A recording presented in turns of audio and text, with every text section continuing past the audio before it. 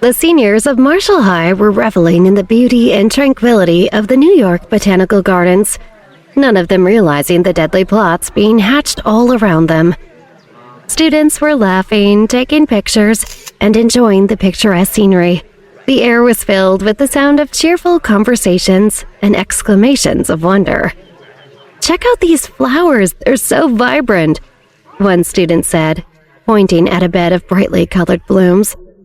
"I didn't know plants could be this interesting," another student admitted, snapping pictures on their phone. As the group wandered through the gardens, they came across an ancient tree, its massive trunk and sprawling branches imposing yet majestic. The students gathered around it, marveling at its size and age. "Wow, this tree must be centuries old," a student remarked, tracing a hand over the rough bark. Morgana, always one to add a bit of intrigue, chimed in with a mischievous glint in her eye. "You know, the bark of this tree is highly poisonous. The antidote, ironically, is found in its roots." The students turned to her, a mix of interest and mild apprehension on their faces. "Really? Tell us more," one of them urged, intrigued by Morgana's claim. Morgana, seizing the moment, began to elaborate with the air of dramatic flair. "Oh, yes. This tree's poison has been used throughout history. A tiny scrape from the bark can cause hallucinations, severe pain, and even paralysis. In ancient times, it was used by shamans for rituals and by assassins for, well, assassinations." The students listened, captivated and slightly unnerved by Morgana's tales. Her voice took on a conspiratorial tone as she leaned in closer. "But the most interesting part is how the poison works. It attacks the nervous system, slowly shutting down the body's functions. It's said that victims of this poison experience their life flashing before their eyes in a vivid detail before succumbing." A hush fell over the group as they absorbed Morgana's words, their eyes darting between her and the ancient tree. Some students stepped back cautiously, suddenly viewing the old tree in a new, more ominous light. Morgana, maybe that's enough tree trivia for now," Olivia chimed in, noticing the discomfort among the group.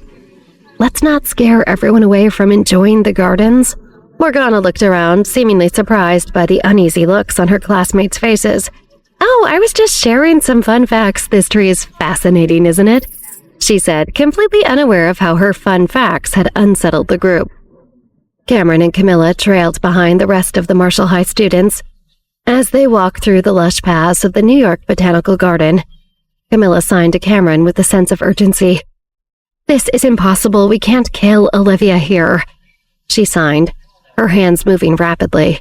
"She's never going to be alone." Cameron looked around, assessing the situation, and then signed back with a chilling calmness.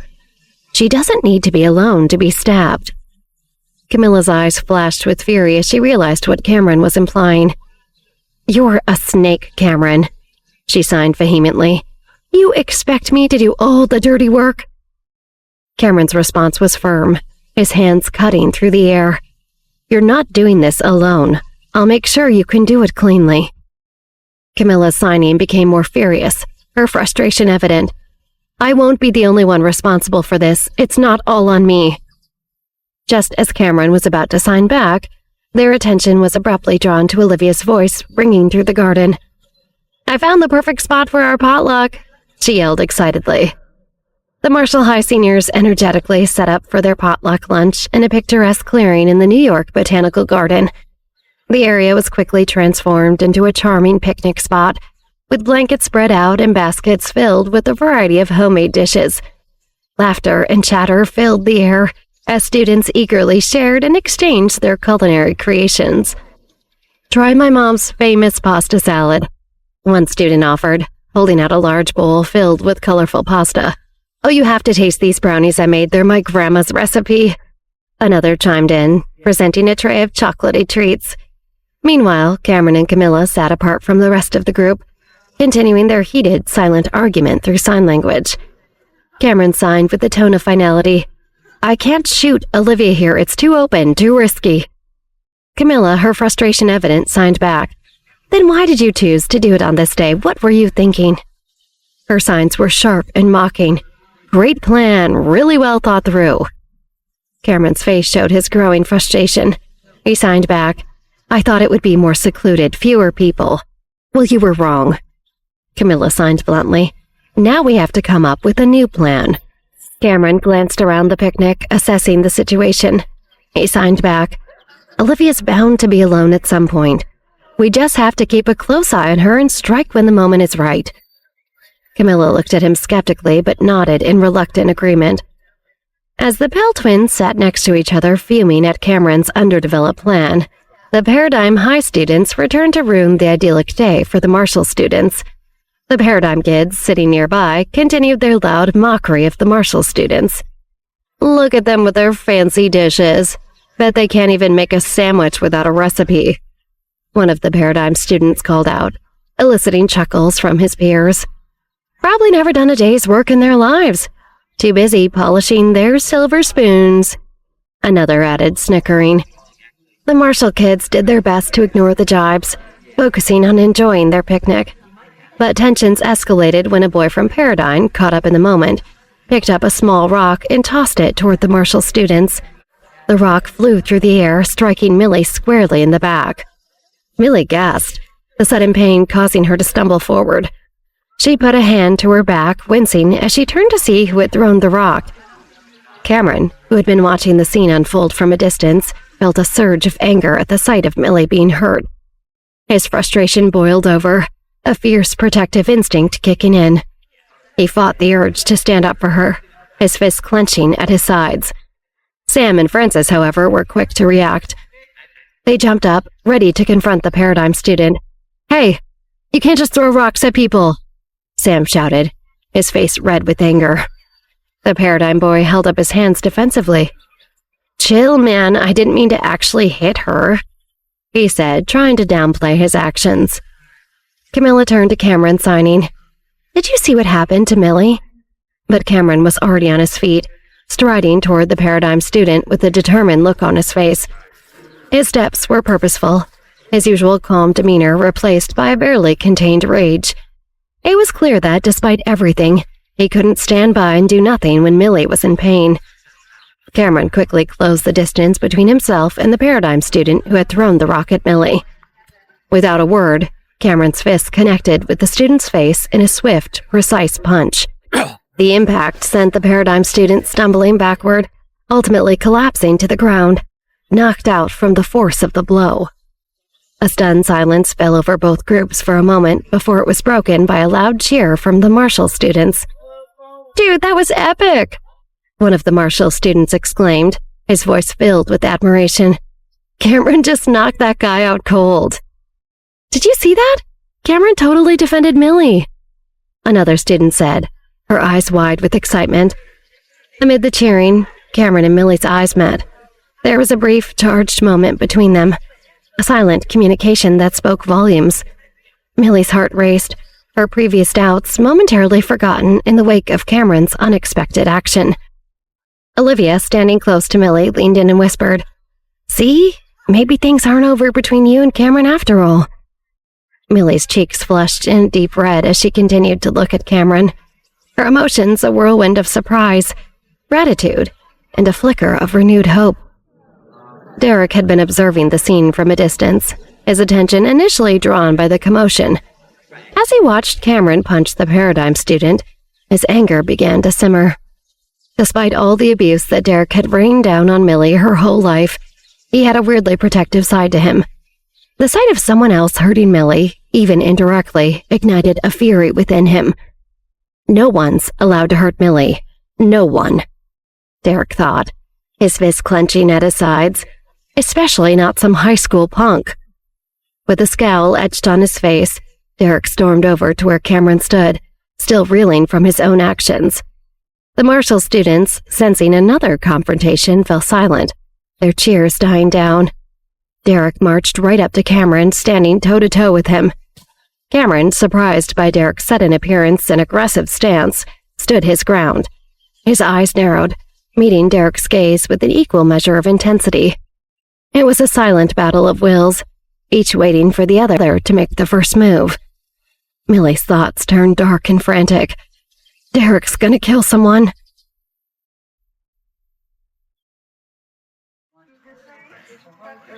Derek stood inches away from Cameron, his posture rigid with barely contained anger. It felt like at any moment he might unleash a torrent of blows, his fists clenched at his sides, muscles tense. Millie watched the standoff between Derek and Cameron, her heart pounding in her chest. Why does Derek have to be here of all places? And why does he even care? He's usually the one making my life hell, she thought, frustration and confusion swirling in her mind. Cameron, standing face to face with Derek, wondered about the older boy's intentions. What's he going to do? Why is he getting involved? His mind raced, trying to gauge the situation. Millie's thoughts continued to race. What does this mean for me and Cameron? Cameron wouldn't punch someone if he didn't care about me, right?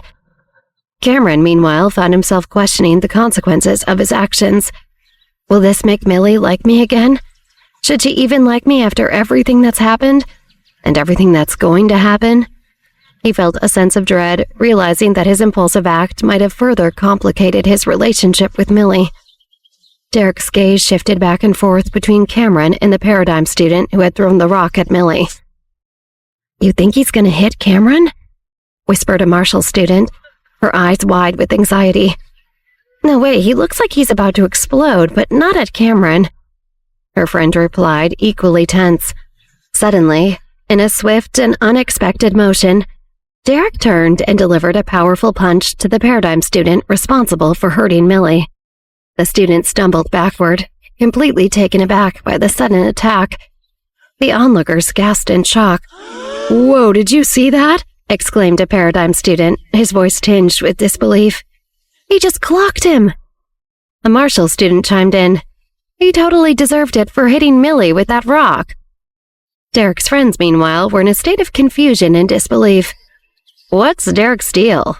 Why is he defending a Marshall kid? One of them muttered, trying to make sense of the situation.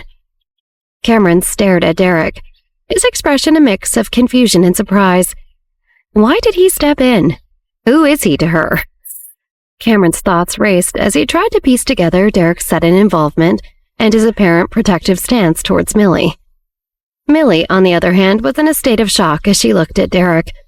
Her brother, who usually tormented her more than he protected her, had just unexpectedly come to her defense. I can't believe Derek just did that, she thought, her mind reeling from the sight of Derek punching the boy who had hurt her. Why would he do that? He's never stood up for me like this before. The paradigm students quickly gathered around their fallen classmate, trying to help him up. Concern mixed with anger was evident on their faces as they assisted the dazed boy, who was still reeling from Derek's unexpected punch. Amidst the confusion, one particularly irate paradigm student marched straight up to Adam. His face was flushed with anger as he confronted the teacher. This is unacceptable. You let your student assault one of ours? He exclaimed, his voice rising with every word. What kind of supervision are you providing here, huh?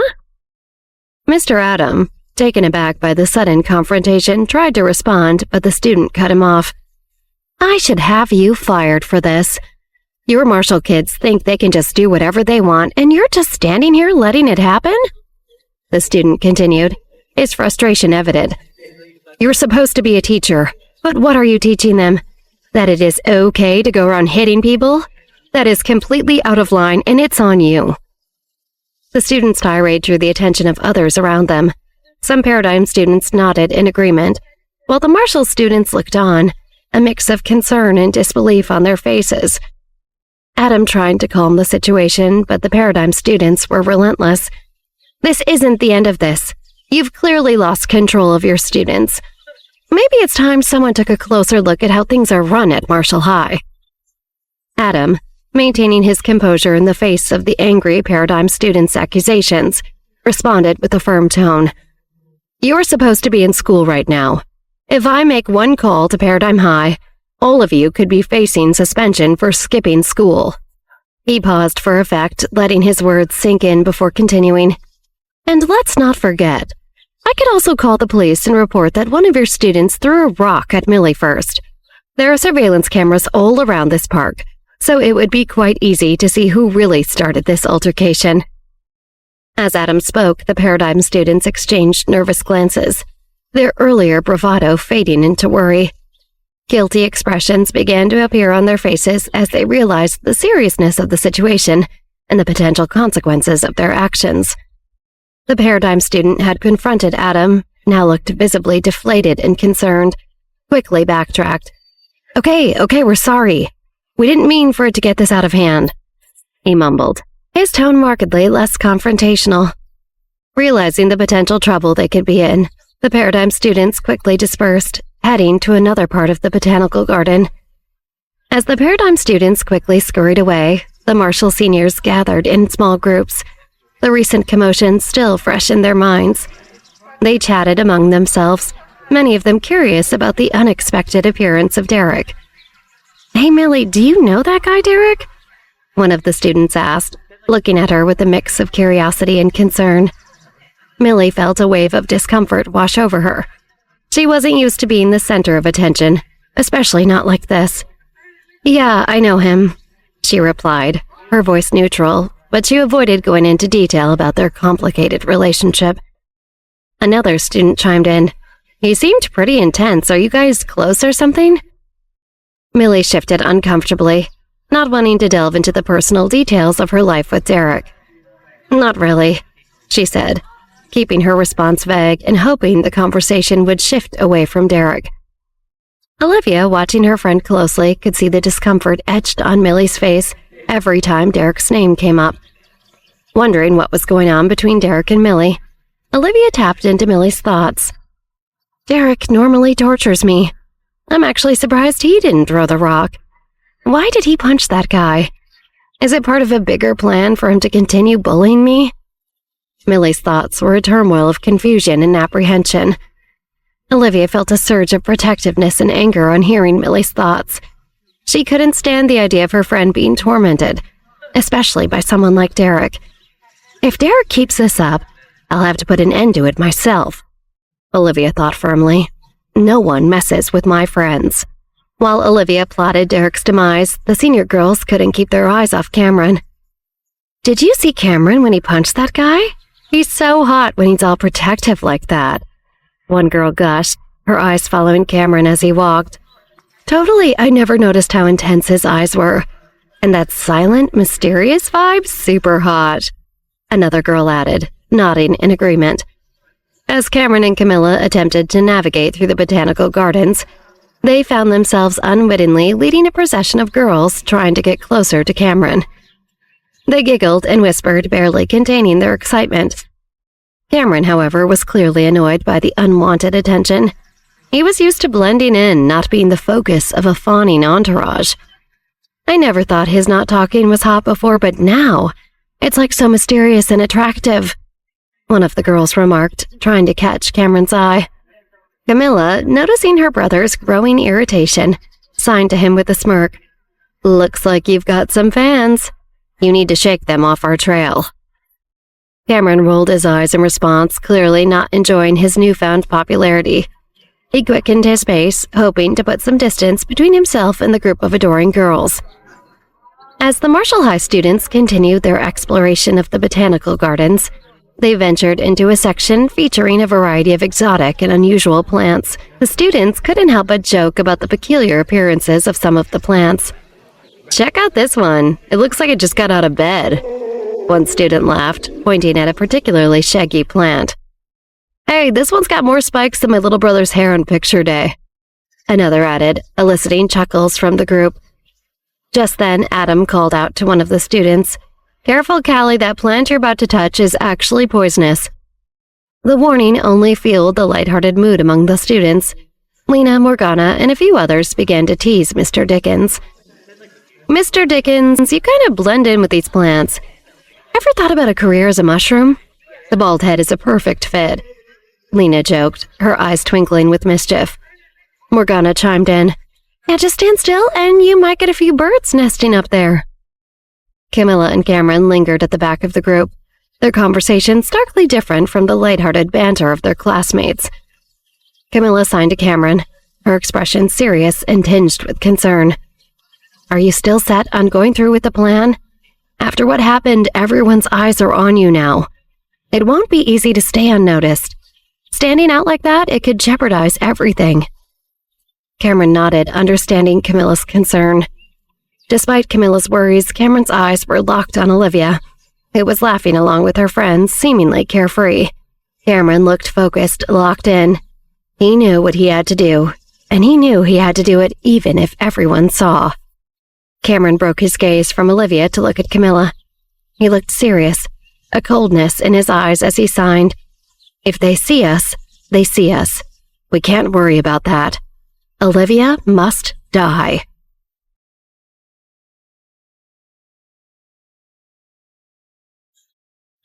Despite the finality of the words Cameron had just signed, "Olivia must die," his heart was conflicted.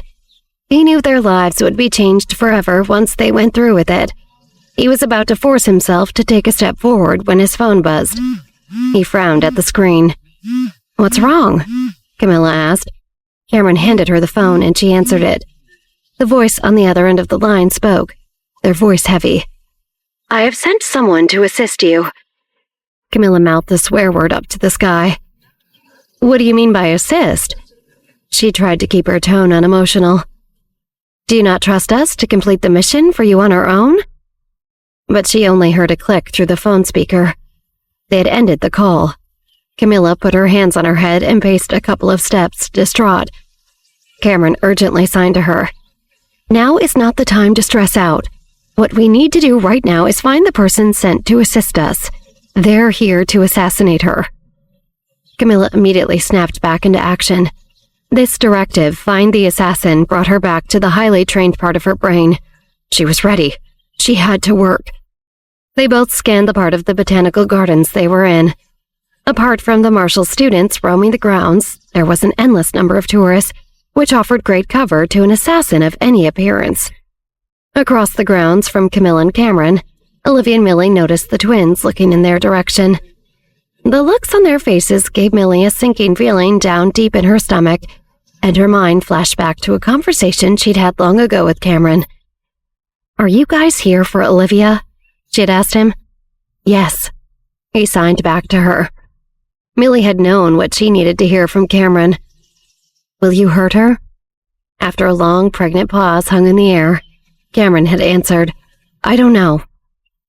All that time later in the botanical gardens, Millie saw that look on Cameron's face and remembered his strange, sudden change in behavior, and suddenly, she knew what he and Camilla were there to do. Without explaining, Millie pulled Olivia aside and said in a hurried but calm tone, "Follow me." "Huh?" Olivia was confused. She'd never seen Millie behave this way. She reflexively opened her mind to Millie's thoughts. Her temple tingled as she was awash in Millie's panic. "Cameron and Camilla are here to kill Olivia. It's finally happening." Olivia's eyes widened. She had 1,000 questions. How does Millie know this? Why are they trying to kill me? And does this explain the creepy vibe those two have always had? Olivia heard Millie think, "Witnesses. We need to go somewhere with as many witnesses as possible." Olivia had an idea. "Millie, let's go to that corpse flower exhibit." "Yes." Millie knew the line to see the rare blooming flower was hours long. There would be a ton of people there. Lena and Morgana saw them hurry away. "Where are they going?" Lena asked, but Millie and Olivia didn't hear them. Morgana noticed that they looked panicked. They rushed after their friends. Camilla and Cameron trailed them. Camilla turned to her brother. "If we stick with Olivia, the assassins will reveal themselves sooner or later." Cameron nodded. Millie pulled Olivia by the hand to the greenhouse that held the botanical garden's tropical flowers, surrounded by a thick crowd. Millie didn't even realize how tightly she was squeezing Olivia's fingers. Olivia scanned the vast crowd and the people waiting in line, trying to figure out what was posing such a danger to her. But she just saw students and families enjoying the hot day. Olivia listened in on Millie's thoughts, which was difficult through the deafening interference of the thoughts of the crowd around them. She just heard snippets of, "No, they're not here. I don't see them. Are we hidden?" Cameron and Camilla expertly blended into the crowd, invisible to Millie among the people milling around. They searched everyone for anything that seemed off or suspicious. Then Camilla noticed a man wearing a baseball cap pulled low. His face pointed down, but his eyes scanning the crowd. Her years of experience told her that this man seemed trained in the exact way she was. She nudged Cameron and jutted her chin towards the man. She and Cameron looked at him and saw the unmistakable bulge of a firearm at his waistband under his shirt. The man looked directly at them. He knew they were assessing him, exactly who they were, and that they didn't seem like they were on his team. He glanced at Olivia. He would have to pass the Pell twins to get to his target. The man reached into his pocket and pulled out a metal rectangle. With the near imperceptible press of a button, a blade sprang out. Camilla had faced this situation many times. Now that she saw the knife in the man's hand, her eyes flashed with her trained ruthlessness. Cameron pulled his own hidden blade from his boot, fitting discreetly into his hand. The man stepped toward them, and Cameron's eyes grew cold. Camilla felt time slow around her as she focused intently on this man. She would get one good shot at stopping him before he attacked Olivia. Millie noticed that Cameron was right next to them and clocked his odd demeanor, though she didn't see the man he was looking at. Cameron felt her looking at him and glanced her way. She caught his eye. Cameron stopped cold at the icy anger in Millie's eyes, a look he'd never seen on her before. Millie signed at him. "Do you really want to do this?" She liked him so much. He was obviously a special person, and she had thought for a while that he would be a part of her life for a long time. But he wanted to kill her best friend. Maybe he won't do this, Millie thought to herself. Maybe there's still hope. Looking at Millie's face and the anguish in her eyes, Cameron had a moment of clarity. In that instant, he knew that he couldn't kill Olivia. If he did that, the memory of that look on Millie's face would haunt him for the rest of his life.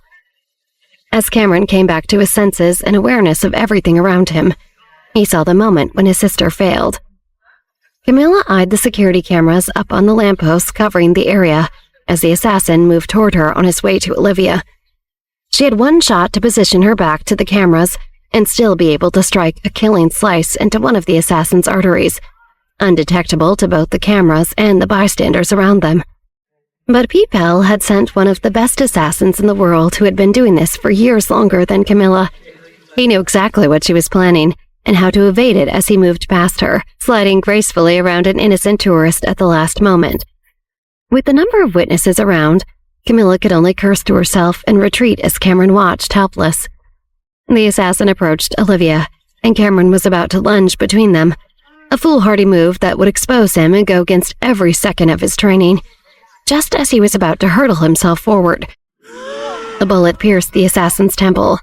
Blood and viscera sprayed onto a tourist next to him who screamed. The assassin dropped, causing more screams, and everyone ran in the direction of the exits as all hell broke loose. Millie was shoved aside by a man running past her, and she fell backward. Milliseconds felt like minutes as everything she'd ever heard about people dying in stampeding, panicked crowds flashed through her mind. "Millie!" Olivia screamed and tried to grab Millie's hand, but her grasp moved away from Olivia as Millie fell. Millie resigned herself to the idea that she would hit the ground. But the next sensation she felt was a person's embrace. A strong body caught her and held her in their arms. She looked up and saw Cameron Pell's eyes. She was stunned. At that moment, someone else grabbed Olivia's hand. Camilla. Camilla pulled Olivia in between several large trees, somewhat covered and away from the panic. Cameron wrapped his arm around Millie's shoulder and pulled her away from the river of running people. Once they were out of the thick of it, he kept his arms around her. Millie was confused. Why is he doing this? I thought he was planning to kill Olivia. Did I misunderstand? If the Pell twins really wanted to kill her friend, this chaos would be the perfect time. But Millie could see that Olivia was currently being protected by Camilla. "Cameron," was all Millie said, unsure how to finish that thought. He squeezed her tighter. Morgana and Lena ran over, finally finding them. "Olivia!" Lena cried. "Are you okay?" "I'm fine," Olivia reassured them. Francis and Sam Weinstein ran up to join them. Sam held Callie Wilson's hand, who tightly held her camera in the other, scared silly. Adam hurried over with another group of students. "Oh, thank God. I think you're all the last of the students. Is everyone okay? Is anyone missing?" Olivia swallowed, her throat dry. This whole thing obviously had something to do with me. It would be my fault if one of my classmates got hurt. and she realized with a shudder that she had a question. Where did that bullet come from? Is the person who shot it still out there?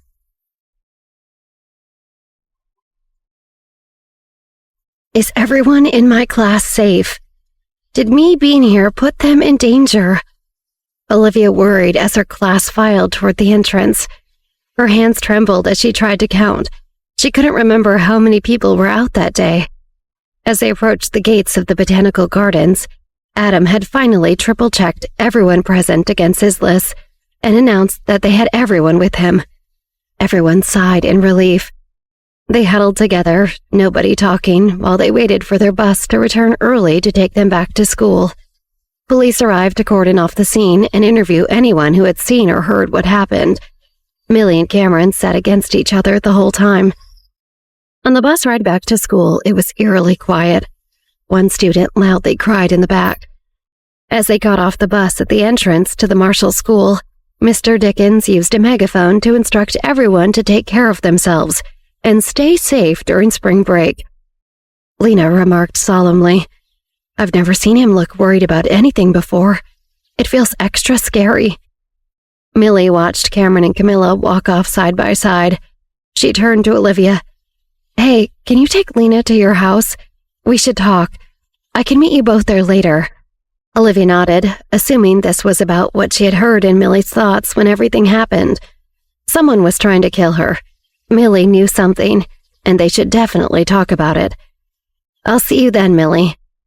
Millie nodded and waved goodbye. She caught up to the Pells. They were having their own worried discussion about what had happened. Cameron signed to his sister. "There's no way he won't just send somebody else." Camilla added in a low voice, "And he might even suspect we did it. What should we do?" Cameron looked away, thinking. He didn't know. He also didn't think he was ready to tell Camilla that hurting Olivia was now off the table for him completely, because he couldn't stand the thought of hurting Millie like that. Cameron stopped, looking at an empty alley that branched off the street next to the school. He frowned and turned onto it.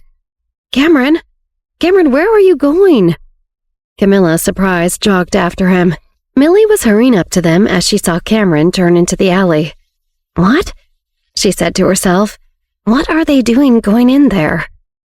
Millie had just walked up to the entrance of the alley when she heard the unmistakable crack of a gunshot, and Camilla screamed, "Cameron!"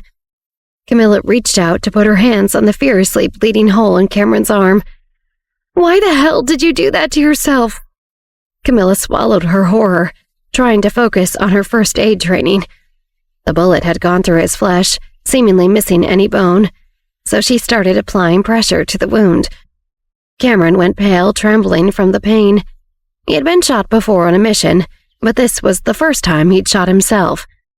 "You're a crazy person," Camilla said helplessly. "Why did you do this to yourself?" Standing at the entrance to the alley, Millie covered her mouth as she watched this happen. The twins were plenty distracted by Cameron's wound, but Millie ducked behind a dumpster as she tried to gather more information about what was going on. Cameron signed with one hand. "I did this to help them not suspect us. We can say that we did all we could, but Olivia has a very strong person protecting her." Camilla nodded, understanding. "There's always someone protecting her. They'll buy that." Cameron continued. "If the two of us were completely unharmed, but the person who came to help us died, that would look very suspicious." Camilla agreed. They both knew this was the smart thing to do, even though Cameron had to suffer for it. Pete was paranoid, always making guesses about the people who worked for him and who might betray him. He would definitely suspect the two of them if Cameron hadn't done this. Cameron kept signing, wincing in pain. "We still have to deal with the possibility that he'll send another assassin, and fast." Camilla sighed. "Now we've decided in opposition to our family. There's no way to avoid it." She shook her head. "You know, you're really putting everything on the line for the sake of that bookworm. I'm your sister, your twin. You've never fought that hard for me." Cameron was speechless.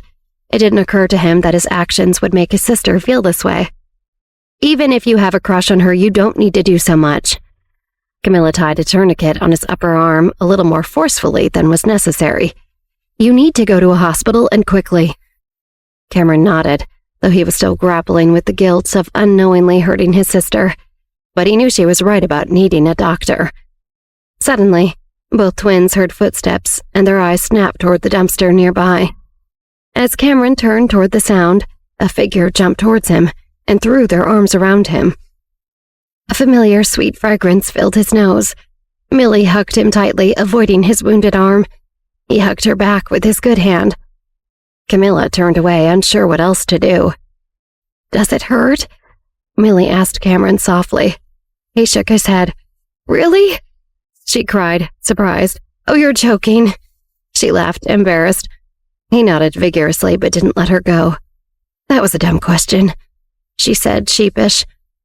"Thank you so much, Cameron," she breathed. "I'm so happy you did what you did for me. I am so relieved." They held each other's gaze, and Millie was overwhelmed with how beautiful Cameron's eyes were. They both felt like they could talk for hours, but they didn't know how to start. Camilla cleared her throat. "Excuse me." They jumped apart, feeling embarrassed that they got so carried away they forgot she was there. "I think my brother needs to go see a doctor for treatment now, like now. Millie smoothed her clothes and put her hair behind her ears, anxious. "Yes, sorry, go, No, never mind, go." "What?" Camilla asked impatiently. Millie spoke quickly, feeling bad for holding them up. Wouldn't the doctor suspect that the wound was self-inflicted? Camilla smiled. "We know what to say." Millie was taken aback. There was so much she didn't know about the Pell twins' mysterious lives. Cameron signed, "Don't worry, it's fine." He was pale but seemed lucid and in fine spirits. Camilla noticed this and rolled her eyes. She knew his excitement about Millie was acting as a bit of a painkiller, and while she was happy her brother wasn't suffering, it was annoying. "Millie, you can go home first," Camilla instructed. "I'll come to your house for study group tomorrow. You don't have to worry about Cameron, he'll be fine." "Okay," Millie nodded. She turned to Cameron and smiled. "Send me a message tonight if it's easy, though." "Okay," he signed with his good hand. Camilla openly rolled her eyes at the googly eyes they were making at each other, but they didn't notice. Millie walked out of the alley and turned toward Olivia's home. "Enough staring, let's go," Camilla huffed at Cameron as she removed her jacket and wrapped it around his bleeding arm. "We'd better hope we can get someone to see you quickly enough they don't suffer any permanent damage." Cameron was grinning widely. He nodded at Camilla but still gazed out in the direction where Millie left. "Hello?" Camilla waved her hand in front of Cameron's face. She couldn't believe how over the moon he was. "It was just a hug. Can you stop smiling like a goon, I beg of you? You're a smart man." He shook his head, still smiling. He signed, "I'm just in a very good mood." "Very good." "Oh yeah? Was getting shot in the arm that fun?" Camilla asked sarcastically. She ushered him out of the alley and he grinned the whole way. Camilla dragged Cameron to the nearest emergency room. She pulled out her phone, dialed a number, and spoke quietly into the phone. "My brother was shot. Where are you? He needs to be seen as soon as possible." A voice spoke back to her in monotone. "Walk down the hallway to the left and take the elevator to the 3rd floor. Someone will see you right away." Camilla hung up, placing a hand behind Cameron's good elbow and urging him in the direction the voice instructed. As they got off the elevator on the 3rd floor, a doctor in a surgical mask and white coat stood in front of them waiting. He gestured and said quietly, "This way." After a few turns, he brought the twins to an empty exam room. He closed and locked the door behind him, removed his mask, and spoke immediately. "What happened?" Camilla pretended to be anxious. "The target has a very strong person guarding them. The person sent by the family to assist us was killed. My brother was also shot." Her pretend anxiety turned real as she asked the next question. "Will my brother's arm or hand suffer any permanent damage?" Cameron was worried about his arm, but more concerned for the situation he had put both of them in. Would they get away with lying to Pete Pell? And would he get to hold Millie in his arms again? "I can't use anesthesia while we assess your nerve damage," the mysterious doctor said to Cameron as he disinfected the gunshot wound. "You'll have to bear it. Do you need something to bite down on?" Cameron shook his head. His arm trembled as his whole body radiated with pain from the wound and the disinfectant. He had felt worse. The doctor raised his eyebrows. "Stop me if you change your mind, tough guy. Most of the bullet went through your arm, so it spilled into fragments, so I need to get those out." The doctor inserted large tweezers into Cameron's wound. He glanced up at Cameron's reaction, but Cameron gave none. The doctor went to work removing several shards of metal. Cameron and Camilla watched, expressionless, as they clattered into a metal tray. The doctor stitched up the wound and started bandaging it. He whispered to them, "Have you two been made?" Camilla answered, "No, nobody knows we're anything but students." "Good," the doctor replied. "I was asked to work with you to avoid anyone suspecting you. You need to be careful." "We know." Camilla was emotionless. "We are careful." The doctor sighed, finishing his work on Cameron. He removed his gloves. "I want to see you back here the day after tomorrow to change your bandage and check on how it's healing." Camilla nodded. "I know you're careful, but be careful." Camilla gave him a tight smile as Cameron stood up. They left the exam room and shut the door behind them. Once the door was closed, the doctor immediately took out a phone and dialed a number. "Sir, their mission has failed." On the other end of the line, Pete Pell frowned. "Failed?" "Yes, and as we thought, the person you sent to assist them was killed. He was shot. Cameron was shot in the arm, but will fully heal. He just needs to rest for a couple of months." Pete cursed loudly. He knew he was angry, but he was still sorting through whether he was swearing at the dead assassin who was supposed to be an expert, or his nephew who got himself injured. They were all supposed to be better trained than this. Pete paused, thoughtful. Something occurred to him in his paranoid mind. "Are you sure Cameron didn't hurt himself?" The doctor was unsure how to answer. How could he be sure about that? This was a doctor's office, not CSI. He hesitated, but knew he had to say something, and it would be better if he had something definitive. "I believe what he said based on the angle of the wound and the degree of scabbing. That's my medical opinion, anyway." Pete narrowed his eyes slightly, taking this in. "I see. Have they been discovered in this whole ugly mess they made today?" "Miss Camilla said they were not," the doctor replied. "All right." Pete felt satisfied for the time being. "Get his arm back to working order quickly." "Yes, sir." Pete hung up the phone. On the other side of the exam room door, Camilla and Cameron removed their ears from the wood and exchanged wide-eyed looks. They hurried out of the hospital as quickly as they could. It seemed like they would get away with lying to their uncle. At least, they hoped they would. At the same time, elsewhere in New York, Olivia saw an incoming call on her phone from Violet Cartwright. Olivia picked up, speaking before Violet did. "The person who died in the botanical garden today was your doing, right?" "Yes," Violet replied. "That was Team A." Olivia leaned against her desk and spoke in a low voice. "Have you discovered anything else about what happened today?" Olivia could tell from the tone of Violet's voice that she was surprised about this information. "Cameron and Camilla Pell seem to be protecting you. According to Team A's report, they only fired the shot after Camilla tried to strike the same man and failed." "Protecting me?" Olivia did not expect that. It was already a pleasant surprise that Camilla and Cameron did not assassinate her themselves, but they were going so far as to protect her. "It seems that way, yes." "Okay, I got it. Thank you, Violet." Olivia did feel truly grateful. She had come so close to death that day and felt smart for trusting Violet, and lucky to have unexpected allies in the Pells. Olivia inquired about the status of Violet's Team B and hung up. Olivia turned her phone in her hands, deep in thought. A shout from the next room broke her concentration. "Olivia, how long until we eat?" It was Morgana. "I'm starving." She sounded like she'd just opened her mouth and yelled up at the ceiling like a hungry baby bird. "Yeah, Olivia, how long?" Lena chimed in. Oh no, Lena and she are combining forces, Olivia thought with a smirk. Olivia could hear Millie walk into the room, always the adult in the situation. "If you want to eat, go help. I can get everything out that needs to be chopped up." Olivia pocketed her phone and joined them. "Thank you so much, Millie. Do you want help with the prep from me or the kids?" Millie grinned in the direction of Morgana and Lena, who were already distracted by their phones. "No, I'm all set now," Olivia replied, smiling. "It will be ready soon. You guys get washed up and ready to eat." After Millie left, Olivia's eyes darkened as she remembered the information that she learned on her phone call. Camilla and Cameron Pell were her allies.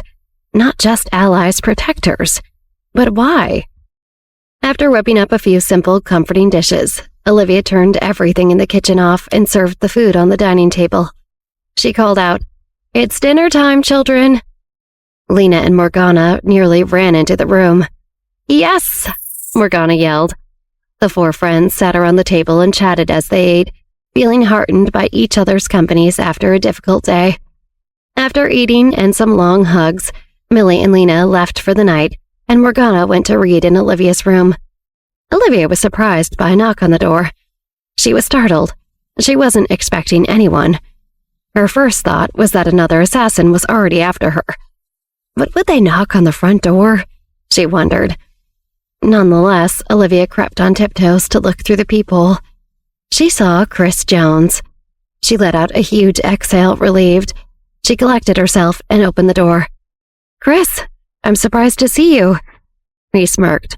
"Why's that?" "I just thought you said you were very busy. I didn't think you'd be free enough to come to my place." Olivia was being snarky, but did find herself to be a little bit genuinely curious. Chris stepped inside and she closed the door behind him. "You were right next to a shooting today at the Botanical Gardens," he began to explain. "First of all, I'm so glad you're okay. But I also had to tell you that Sven did some digging and found out the man who died tried to assassinate you was hired by the Pell family." "The Pell family?" Olivia repeated in wonder. "That is very interesting." "Why?" he asked. "The person who protected me today reported that Cameron and Camilla were trying to defend me from that man. What is happening in the Pell family right now?" "You're right, that is very interesting." Chris considered this. "I'll relay that to our sources and see what they make of it." Olivia nodded. "Okay, will you also help me check out Cameron Pell properly?" "Why, are you interested in him?" Chris narrowed his eyes. "If you dare get caught up in some weird jealous thing again, I will kick you out." Olivia rolled her eyes. "He tried to save my life today, and Millie likes him. He also seems to have feelings for Millie, but I want to make sure he's being genuine with her and doesn't have some other motive to pretend." "Speaking of Millie," Chris said, moving past Olivia's strong words about his jealousy, "the people from the Crawford family are investigating her." "The Crawford family? Ugh." Olivia frowned. She hated the Crawfords as much as the rest of the Pells, besides her unlikely allies from that day. "Why are they doing that?" "I don't know yet." Chris was thoughtful. "I will find out as soon as possible." "Well, if you're busy, I can ask my people to investigate too." Olivia knew Chris had a lot of secretive business he was always attending to. She didn't want to distract him from anything important, and she had her own resources. "That's okay." Chris smiled at her concern. "I would like to know more about the Crawfords and the Pells myself because—" He was hesitant, trying to figure out the best way to say something. "I found something about a batch of smuggled firearms at the border that might have something to do with one of those families." "Smuggled firearms?" Olivia wondered, reeling from the shock. Is someone trying to start a war? "Chris, is something big about to happen? Are we in danger?" Olivia's heart began to pound quicker. She was feeling slightly overwhelmed with all the things she had on her plate, and now hearing about a big shipment of illegal weapons. "It's too early to say," Chris admitted, "but you have nothing to worry about. You'll always be protected." "But what do the smuggled firearms have to do with you?" Olivia asked, growing worried for Chris's safety. "Did you change careers? Are you border control now, or who handles that, ATF?" "No," Chris laughed softly. "I'm just interested in who the smuggling family is partnering with." That gave Olivia pause. She was interested in that too. She just wasn't sure she was happy Chris was poking around in firearms smuggling to investigate. But she couldn't help but ask, "Partner, who is it?" A very mysterious man who has been tough to find anything about. Chris replied. Mysterious man? Olivia frowned. I thought he was only interested in the 7 families. I didn't expect him to be smuggling firearms. If you were building toward making a move on the 7 families, I'm sure they would want some firepower on their side. Chris frowned. I just want to find him as soon as possible. Olivia smiled. If anyone can do it, you can. I wish I could help you, but I've kind of overfilled my plate for now in New York. That's all right. Chris nodded and reached out to hold Olivia's hand. His voice was soft. I miss you very much, Olivia. I know, she smirked. He laughed. I miss you too. Their eyes met. He leaned closer to her, their noses almost touching. Olivia could feel his breath mingling with hers. They closed their eyes. Olivia wrapped her arms around the back of his neck. His breathing quickened. Morgana yelled from the other room. Hey, do you know how to play? Oh.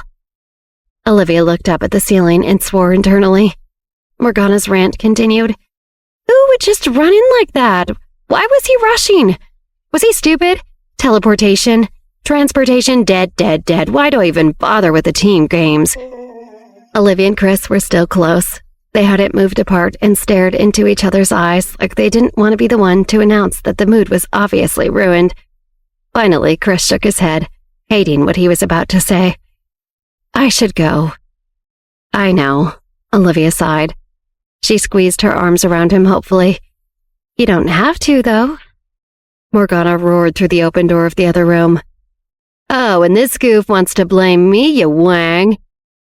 Chris smiled. We deserve a better moment. He kissed Olivia's forehead and they reluctantly pulled apart. I have to go, I'm sorry. He opened the front door. Olivia hugged herself. Stay safe. He gave her one last meaningful look and left. Once Olivia's heart rate came down to normal, she realized what she had learned was really interesting. A mysterious man who was targeting the 7 families was partnering with the Crawfords or the Pells to smuggle dangerous weapons. Morgana shouted, What are you running for? Go back and beat him up, you're the tank! Do you know how to play? Olivia facepalmed. It was like her dad, with his current gaming addiction, was still in the house. The next morning, everyone arrived at Millie and Lena's house for their study group. Millie had things out for coffee, tea, and a light breakfast. Lena was crunching on cheesy nacho corn chips.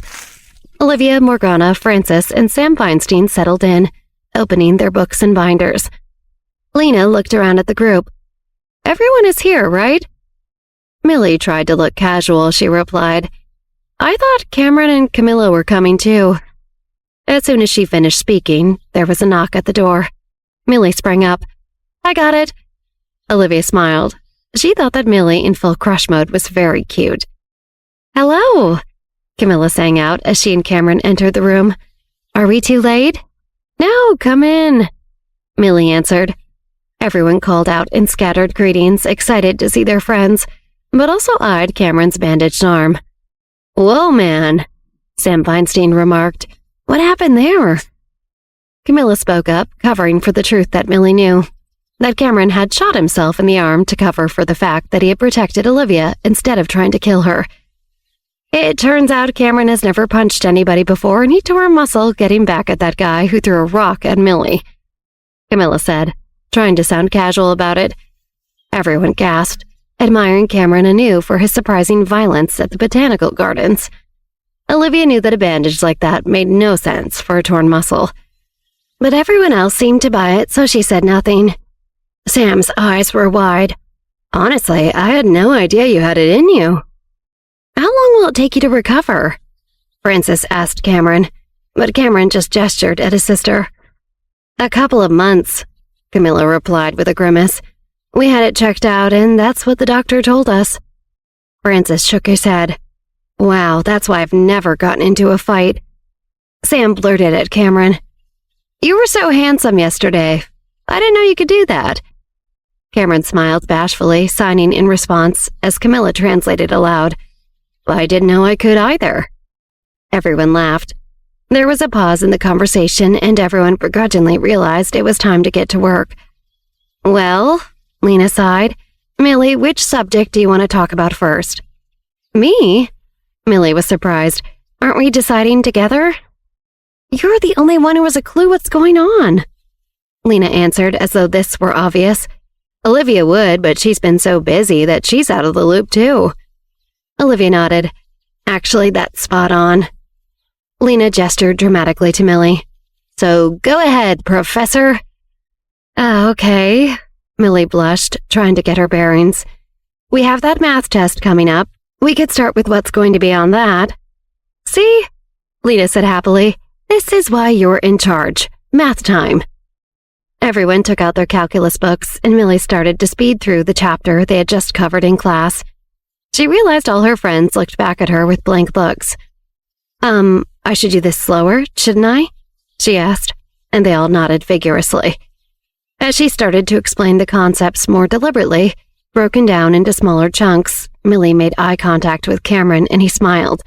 She blushed and looked away in panic. Are you okay? Lena asked, oblivious. Is it too hot in here? You look warm. Millie lightly coughed. Not at all. Anyway, that should cover this chapter. Is there anything else in there you guys don't understand? Yes, Morgana declared.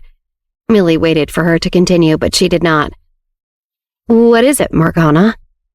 Morgana frowned at her notes. I didn't understand all the stuff after the first sentence. Everyone was stunned.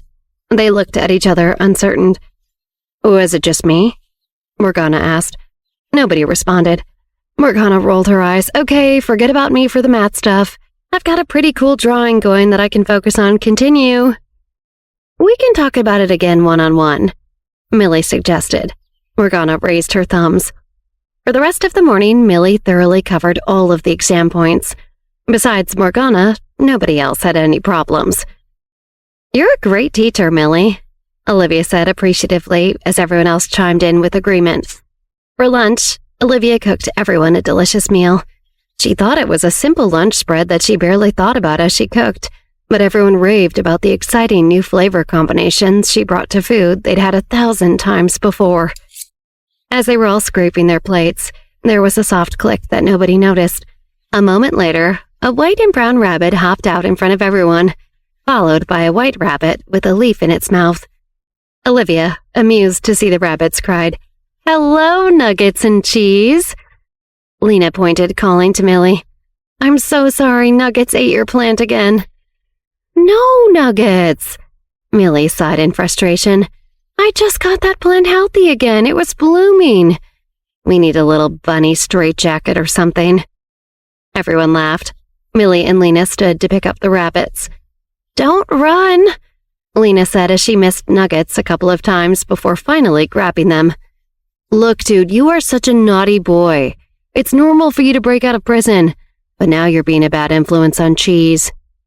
Sam smiled. You know, if you need a threat to keep him in line, I think he looks like he'd make a good stew. Absolutely not, Lena protested. If you do anything to my bunnies, I'll make a stew out of you first. Everyone laughed except one person at the table. Francis lowered his eyes, frowning. He was absorbing this.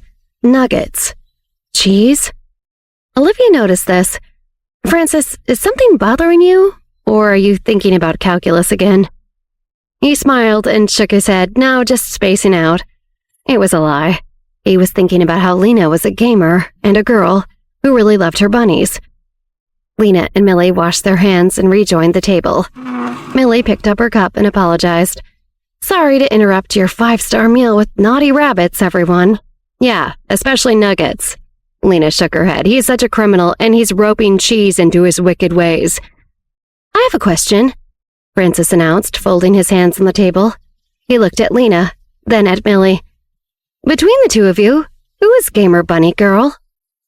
Lena's heart dropped. She was found out. After Francis's question, the table went quiet. Lena was dying inside. How did he guess I'm Gamer Bunny Girl? What did I do? Do I flip the table and make a run for the front door and catch a train to Canada and start a new life in Saskatchewan? Millie was more cool-headed. Oh, didn't I tell you? She replied. Gamer Bunny Girl is my friend, not me. Yeah, not me either. It's a different friend. Lena blurted, panicked.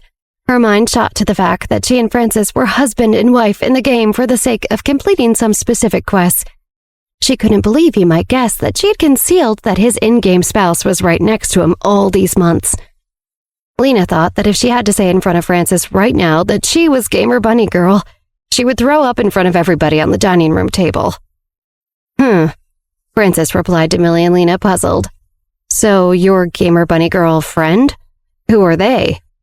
You know, I think you should ask her in the game, Millie answered. Her face contorted and her eyes shot to Lena, who had just kicked her under the table. Are you okay? Francis asked. Yeah, just thinking about calculus. Millie lied, leaning down to hold her shin. Francis pressed. Do they go to our school? Millie was uncertain, eyeing Lena. Yes. Lena's eyes widened angrily. Or not, no, they don't. I couldn't remember. Lena looked even angrier at this, so Millie backtracked. Or actually, they do go to our school, yes. Lena closed her eyes, frustrated. Wasn't it obvious that I meant they shouldn't go to our school? Maybe I'll throw up anyway, she thought internally. Olivia, since she knew the truth of the situation, didn't know if she'd be able to keep a straight face. They're best friends and roommates. How do they have such a hard time understanding each other? Francis took out his phone. Which class are they in? What are you doing? Millie and Lena asked simultaneously, alarmed. Francis looked up innocently. I've been playing games with them for almost a year. I just want to see who it is. What's so special about it? Just enjoy playing together. Millie tried to convince him. She is super introverted. Even if you want to know who she is, she might not want to know who you are. Francis sighed. I guess that's true. He tapped his phone. I'll ask her myself some other time. Olivia leaned toward Francis, wanting to stir the pot. Why do I feel like you have a crush on that girl? She glanced at Lena, smiling. Lena glared back, turning red. What is going on today? She thought to herself, frustrated. Why are Millie and Olivia teasing me? Francis smiled. I do think she's like a really cool person and an amazing gamer, obviously. Lena heard Francis's words and she felt her ears burn red. She moved her hair around to try to cover them. Cool person? She repeated in her mind excitedly. He thinks I seem like a really cool person? Olivia continued to needle the situation. But relationships that are only online are too tough, right? Especially when you don't even know each other's real identities. That's why I asked if they were from our school, Francis pointed out thoughtfully. He frowned. But so, sorry, where did you land? Did you say they're from our school or not from our school?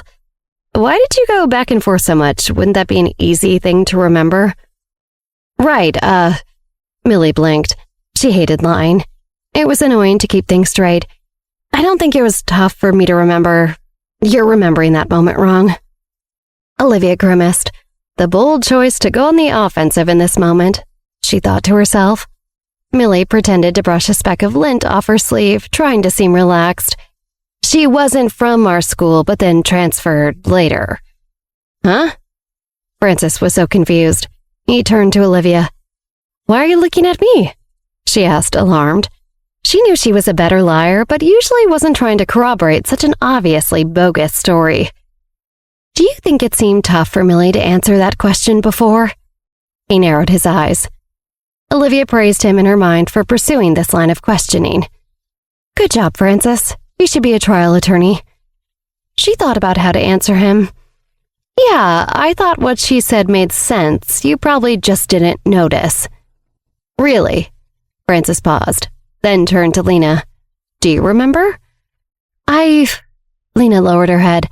I also can't remember. I wasn't really paying attention. Why is your face so red? Francis asked. Your ears, too. Lena was pretty pale, so even when she was slightly red, it was very noticeable. Not to mention that this was the reddest any of her friends had ever seen her. Lena, you are pretty red, Sam agreed. He couldn't help but say so. Sam, you really need to speak up now to say that. I will murder you. But she knew she was in the hot seat and needed to come up with something to say. Her panic just kept rising, and her brain felt like a complete blank. She couldn't even remember what exactly they asked or how the conversation got here. So, in order of the, wondering, she began. She glanced at Francis and saw how confused he was, and it dawned on her that she was in too deep to dig herself out. She was just blabbing incoherently. For your question, who is to say that anyone can say about the situation for the answer? What is happening? Camilla muttered. Lena's panic felt like a pool she was drowning in. But suddenly, like a beam of light that someone turned on, she had a moment of clarity. She had an idea. She stood up dramatically. Francis, you want to betray the Singles Alliance? Cameron frowned, turning to his sister and signing. Did she say Singles Alliance? Lena? Olivia said carefully. What are you talking about? Lena continued. There was a ranking of the top 100 players in the world based on regular old objective stats. But then there was an unofficial ranking of which the top players seemed the most single. The players nominated people and made their case for who they thought seemed lonely, sad, single. Oh, yeah, Millie commented quietly. That was really mean. Yes, it was. Lena agreed triumphantly. They said that I, Fat Rabbit, seemed like a lonely cat lady who probably smelled like cat pee and would be a virgin because of the smell for the rest of my life. They really just kept making jokes about cat stuff, but it still stung, so, to fight back, a group from that list formed the Singles Alliance, where we leaned in and vowed to be single forever. Other players joined the alliance in support, like, she pointed an accusatory finger at Francis Poole. Olivia remembered hearing about that at the time and thought that it seemed like a funny, weird internet thing that didn't actually hurt Lena's feelings. But she realized as Lena recounted this, half-crazed, that it probably hurt her a lot. Francis put a hand to his forehead like it hurt from all this information. I don't know if I'm following what you're saying. I'm saying, you donut, Lena continued, that you made a vow to that alliance that you would be single forever. And it sounds from your prying about Gamer Bunny Girl that you want my help breaking your vow. Oh, okay, Francis replied, completely confused. Lena knew this was a wafer-thin excuse for not revealing the secret identity of Gamer Bunny Girl, but she had done such a good job confusing everyone that the subject was awkwardly put to rest. Nobody knew what to say, and Lena was eager to believe she had successfully squashed it. It was time anyway to get back to studying. They all dove back into their work in English and worked hard for several more hours, with Lena being exceptionally attentive and focused. After everyone left besides Olivia, Morgana, Lena, and Millie, Olivia and Millie cornered Lena as she sat on the sofa. They crossed their arms above her. Morgana, off to her side, happily played a game on her phone. Millie spoke first. What are you going to do now, Lena? Tell me. Lena rubbed her hands over the couch cushions sheepishly. What? What can I do? Do I even need to do anything? This is a lot of pressure, you guys. Olivia was firm. Francis said he thought you seemed really cool and was eager to know who you are. Did you know he felt that way about you? Lena chewed her lip, hugging her knees to her chest. Olivia continued, sitting beside Lena. She put a hand on her leg sympathetically. It's time, Lena. You need to tell Francis how you really feel about him.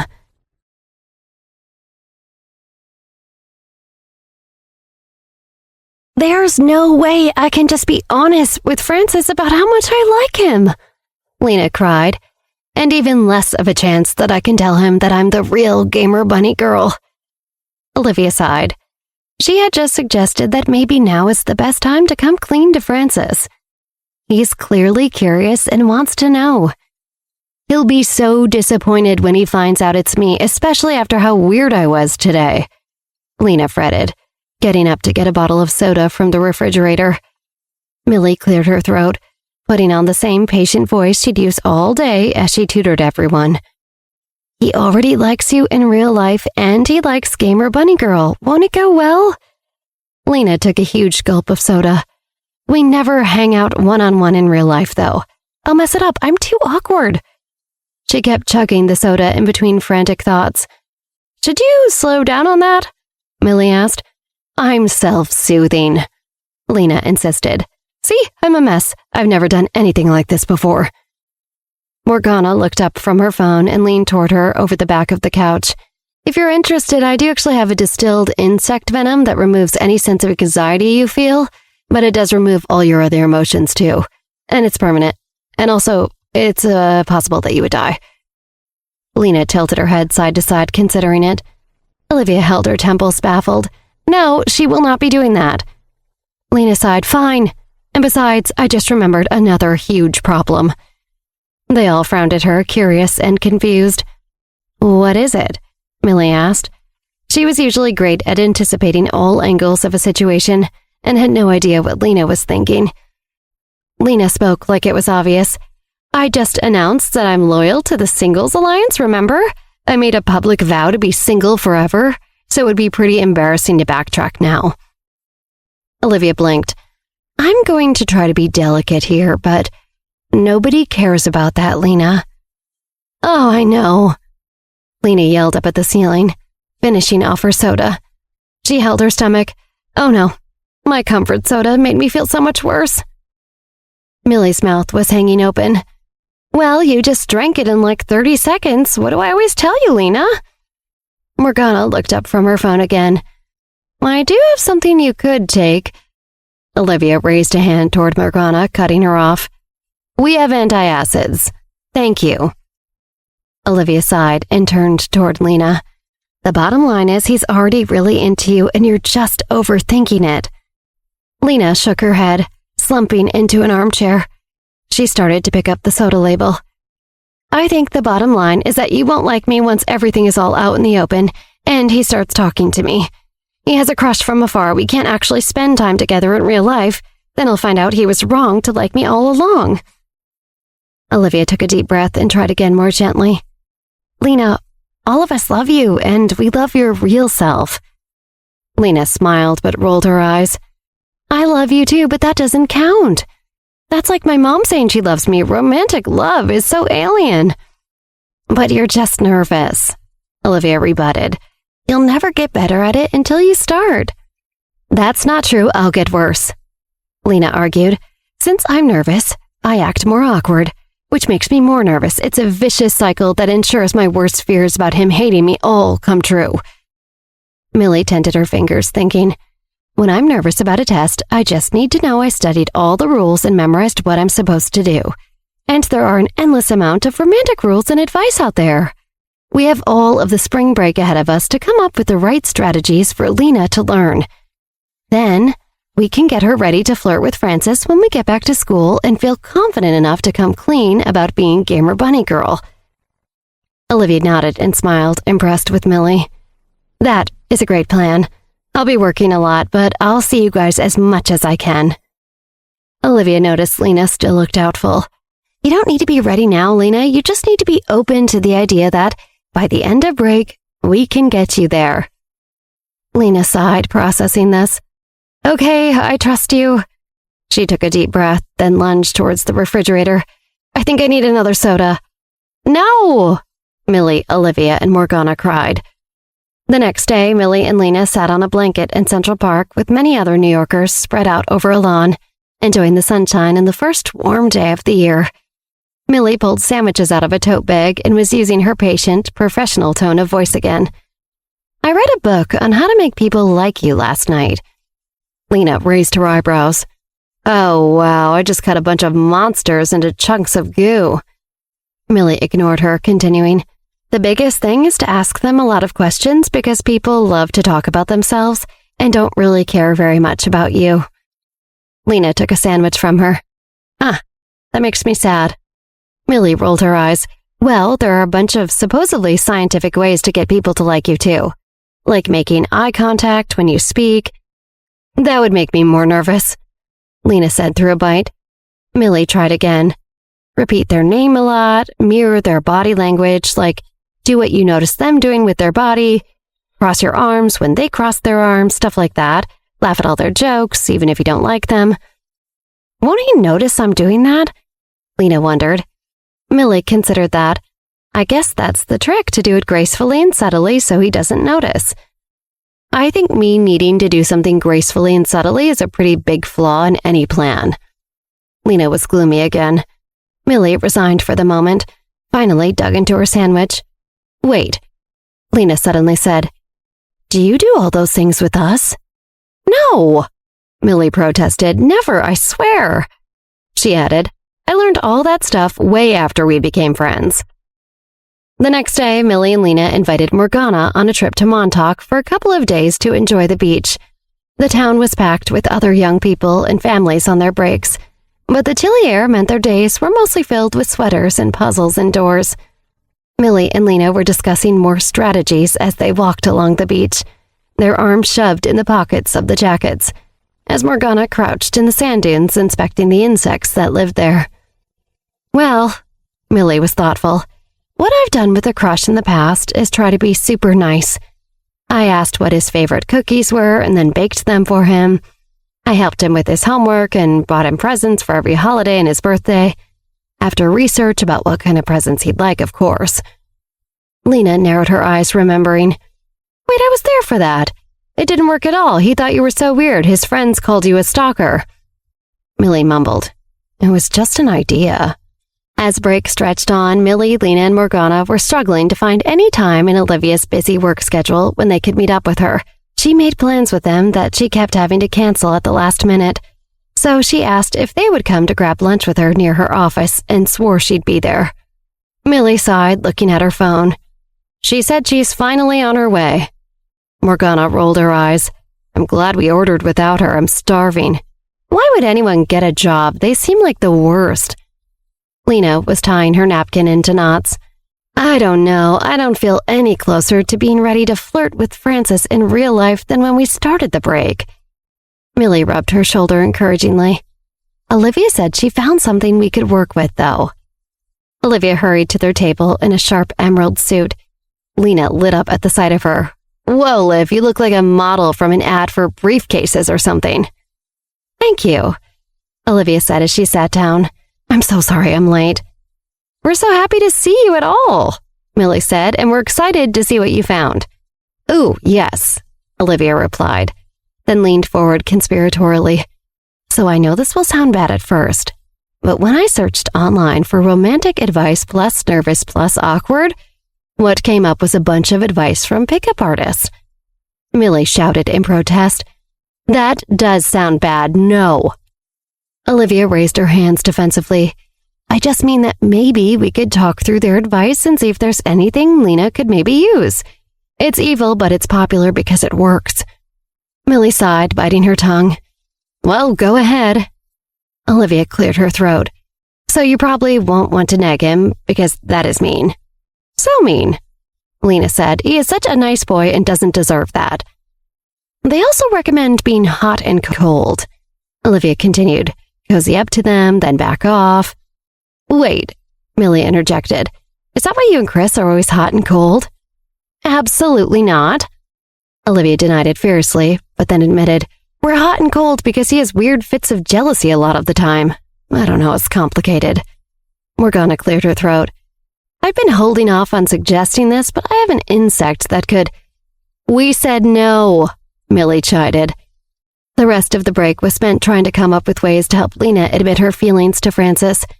As they were walking back into school on the first day after the break, Lena hung her head. "I still can't do it. Everything we've talked about has totally failed." Olivia sighed. "Maybe you should just be yourself and whatever happens, happens." "No, that's exactly what I'm sure will end in disaster." Lena stared out into space, forlorn. "With the four of us working together, we haven't been able to figure it out. How can I possibly face Francis at school today?" Olivia and Millie exchanged sad looks. They weren't sure. "I've done everything I could to help her," Olivia thought. "Maybe she really is hopeless." Will I ever be ready to tell Francis how I really feel? Olivia heard Lena's internal worries and her heart went out to her friend. Maybe I'm just not cut out for the high-stakes game of love. Lena sighed dramatically. That's a confident people's game, and as you've seen, I am not that person. Olivia bristled at Lena's self-deprecation.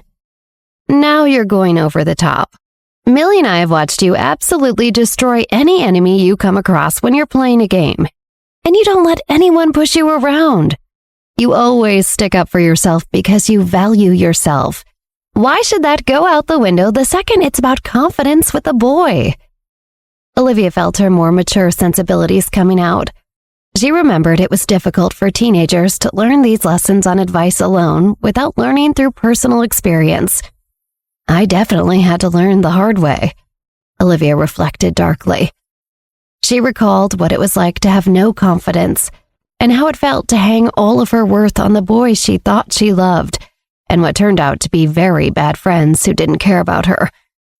Olivia hated the idea of Lena or any of her friends feeling anything similar. I can still try to help my friends not make the same mistakes, Olivia resolved. We're still talking about Francis from our class, right? He's the one that makes you all nervous? Morgana asked skeptically. Yes, I can barely stand it. Lena nodded anxiously. He's the guy we've been talking about all break long, Millie added. Haven't you been paying attention? These kinds of problems are so boring. It's easy for me to forget what we're talking about halfway through a conversation. Must be nice not to have these kinds of feelings, Lena said, wishing she could shut her own feelings off. Morgana shrugged. I don't really get it, but I don't think you have that much to be worried about. Maybe it's because I didn't go to school like all of you. If you're really not ready today, maybe you need to just wait and reassess, Millie suggested. I thought we could get you to fake it till you make it, but maybe we're still in the till phase. What are you all talking about? What phase? Francis asked, suddenly appearing behind them. Lena looked like she was going to have a heart attack and stared at Olivia and Millie, eyes wide with panic. Nothing, girl stuff, about me, you nosy. Millie shook her head at Francis. Oh, sorry. Francis's face reddened. Class is going to start any second. We better get to our desks. Olivia patted Millie and pulled Morgana away. We'll all talk after school. All right, Lena said sadly. Lena leaned on her desk and buried her face in her hands. She was so disappointed in herself. Even her friend's best pep talks, ideas, and tips couldn't help her be brave enough to tell Francis her true feelings. There he is, right in front of me, and I'll never have the guts to tell him. I just couldn't take it if he didn't feel the same way. I'm such a coward, Lena thought. It was all such a waste. She groaned quietly to herself. Suddenly, Lena smelled the sweet, nutty aroma of coffee wafting toward her. She parted her fingers and peeked over at Francis's side of the desk. Lena saw that he was gently sliding a lidded cup of hot coffee toward her. She dropped her hands from her face and looked at the coffee, then at Francis. Francis smiled back warmly at Lena. I got this for you. You seemed really tired or down or something, I don't know, and we still have one more class left today, so I thought this might help. You got a coffee? Just for me? Lena blinked in shock. Well, I happened to pass by the coffee stand on the way here, so it wasn't way out of my way or anything, Francis explained shyly. I don't know, I just thought of you. Lena thought her heart might explode. This is exactly why I like Francis so much. He's so kind and thoughtful. He's a really good guy that you don't come across just any day, she thought dreamily. Well, here you go. Francis awkwardly finished sliding the coffee over to Lena after she failed to respond. She had opened her mouth several times as if to say something, but nothing came out. He put the cup directly into her hands. Hope you feel better. He smiled and blushed. Thank you. Lena finally breathed. She took a sip of the coffee without taking her eyes off him. Wait, Francis warmed, but Lena was already drinking the coffee. She swallowed and slowly set the cup back down. It's really hot, Lena said in a strained voice, but didn't show any other signs of discomfort. She was too thrilled. Yeah, maybe let it cool off a little, Francis suggested. No, it's fine. I like it that way. Lena nodded seriously. I don't care that I may never regain the feeling in my mouth again. Francis gave me this coffee. and Lena sighed in her mind. Well, good. Francis looked away from Lena's intense stare shyly. He thought for a moment, then quietly added, Whatever has you down, I hope it gets better soon. You deserve to be your normal, happy self. It's not the same without you. Really? Lena's eyes widened. She could not believe she was hearing these words come from Francis.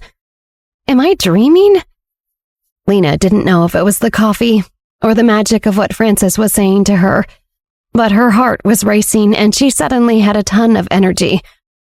I feel like I could lift up this desk and run a marathon. Yeah, I like being around you. Francis nodded. When you're off, it's like not right. Lena looked down at her cup and blushed. She could not contain her smile. The warmth radiating out of her heart rivaled the hot coffee. The bell rang just as Lena finished the last sip. Want me to toss that? Francis asked, pointing at the empty cup. Oh no, Lena gasped, which made Francis jump. She recovered quickly, trying to sound casual. No, I've got it. See you later. Okay, see you. Francis laughed and headed out of class. As soon as he was gone, Lena grabbed the empty coffee cup and carefully put it in her backpack. I will never throw this away, she swooned. It's proof that this day really happened. I will keep it in my room where I can always look at it and be reminded. After school, Lena joined Olivia, Morgana, and Millie, and they walked through the gate to leave campus. Lena was on cloud 9 as she gushed to her friends about Francis's sweet gesture that day. He's such a gentleman, Lena sighed. So, are you going to tell him how you feel after all then? Olivia raised an eyebrow suggestively. Sounds like you have more to be confident about than you thought. He did say he liked being around me, but I think he probably meant it as a friend. Lena shook her head. He didn't say for sure. You are such a glass half empty about this. Millie laughed. Okay, fine, keep taking your time, and we'll inch forward bit by bit. Okay, Lena nodded. The last thing she wanted to do was scare him off just as he was getting friendlier. Better not tell him I'm keeping the coffee cup. Do you guys want to come over tonight and play video games? Lena asked. We can continue discussing the Francis situation. Olivia shook her head apologetically. We can't. My mom and dad are getting back into town today. Morgana and I are going to meet them at home. Oh, they're already back? Millie said, surprised.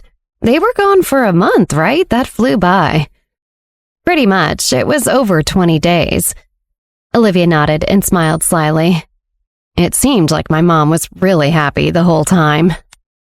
I do hope they're getting closer, Lena said excitedly. Romance is in the air.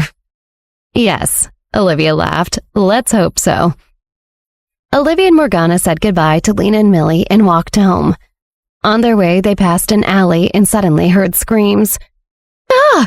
Please don't! Olivia? Morgana frowned. Should we see what's going on? Yes, Olivia answered, and they walked toward the entrance of the alley. A group of 5 or 6 boys had one boy with glasses surrounded. He lay on the ground and covered his head as they gleefully kicked and beat him. These are probably boys from Paradigm High School, Olivia figured. They were known for operating in mob-like ways and handing out similar punishments if someone did not pay up. Morgana winced at the violent scene before them. Does he look sort of familiar? They all sort of do. All right, give him a break. After all, this is the heir to the Eggers Jewelry Company, the leader of the boys said loudly. He might not be very well known in New York, but he's still qualified to join our group, right? The other boy stopped kicking the boy on the ground. The boy with glasses remained on the ground, breathing heavily. Now, Phil Eggers, I'm going to ask you again, the leader said threateningly. Will you accept our invitation to the Transfer Student Success Club? He squatted down to the group so that he was closer to Phil's bruised face. All of us transfer students have to stick together. It's really pretty great once you're in with us.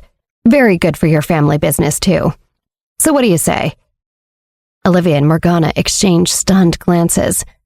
The Transfer Student Success Club is beating up kids to make them join? And what will they do to Phil if he says no?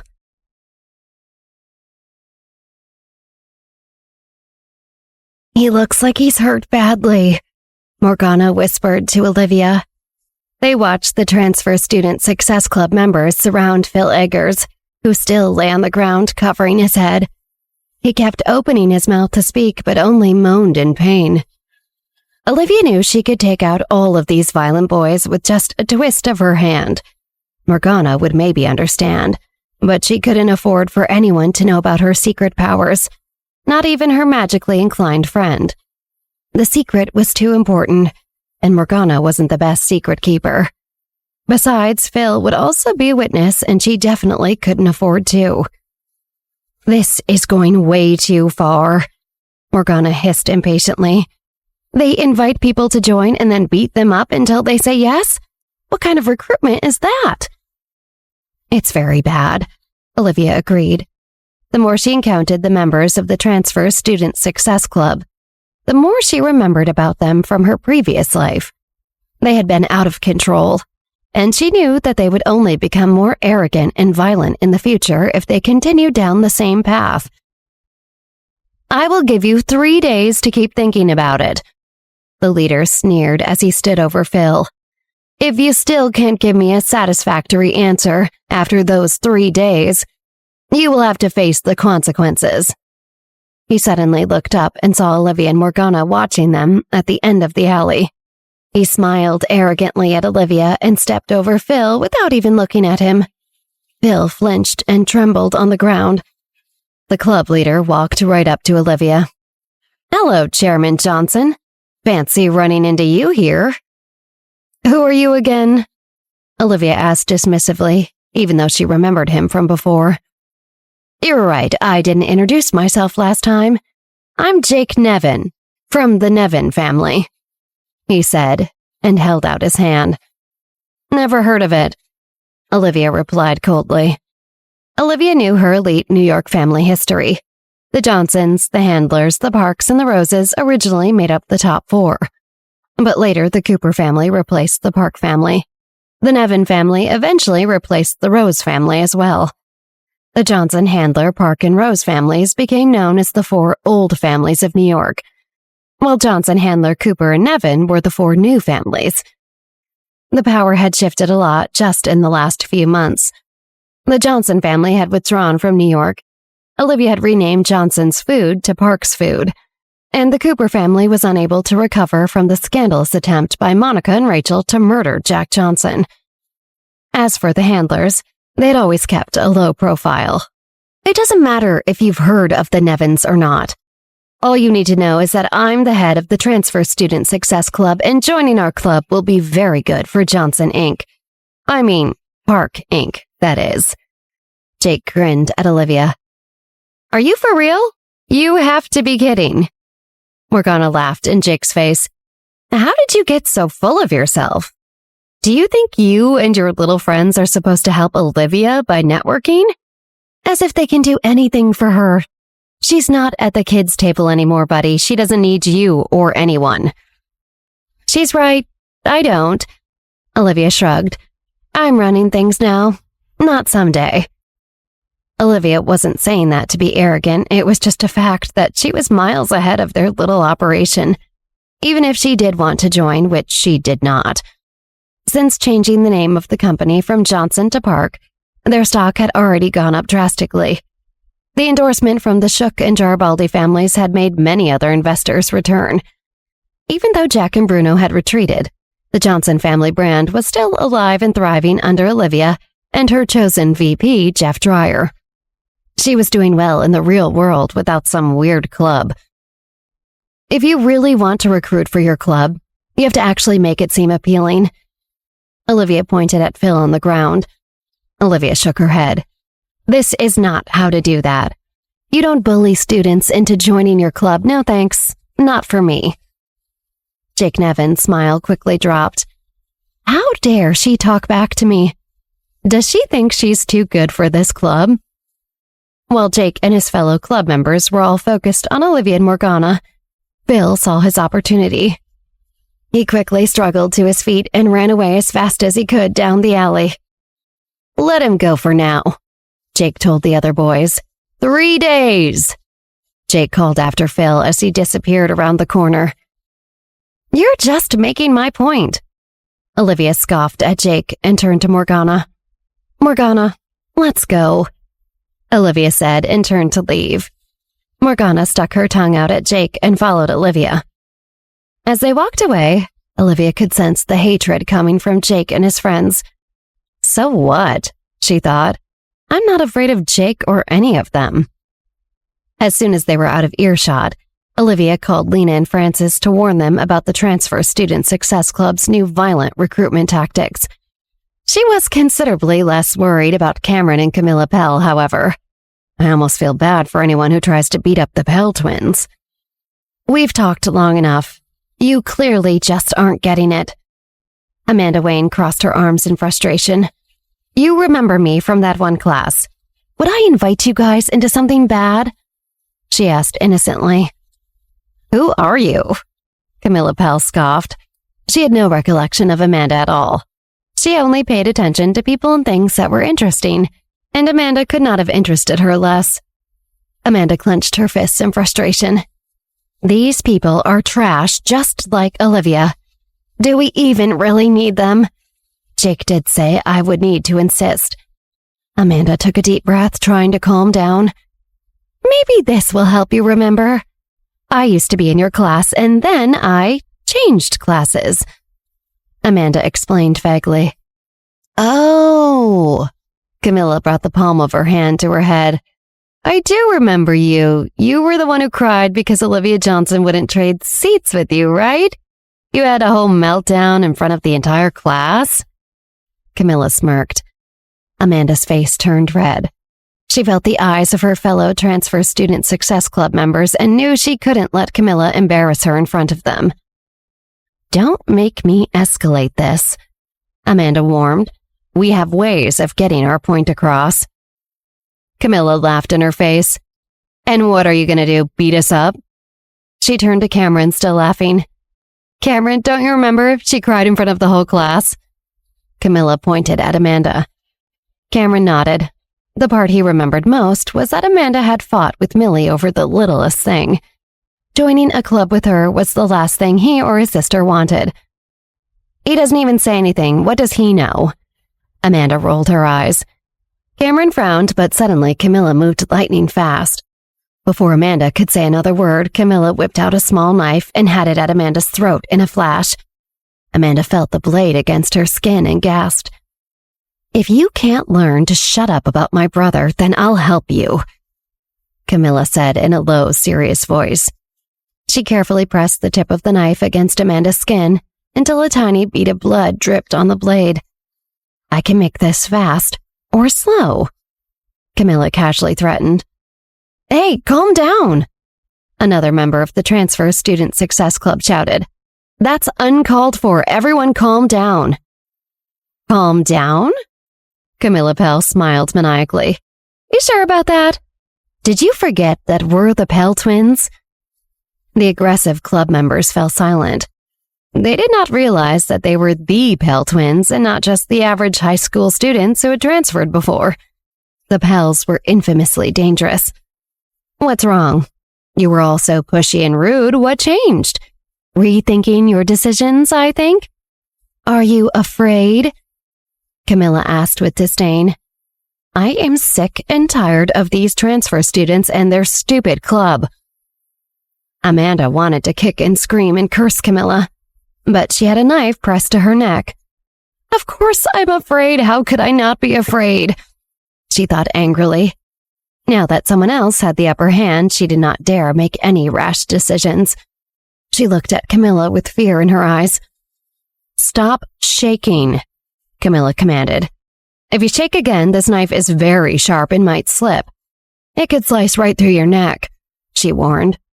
I hate the sight of blood on clothes, and especially in this case. I think so will you. Amanda was even more terrified by Camilla's threats. The harder she tried not to shake, the more she trembled. Oh, Camilla groaned with disgust. Don't make me make a big mess. Cameron stood and watched his sister press the knife tighter to Amanda's neck. Is Camilla really about to cut this idiot's throat in the middle of the school day?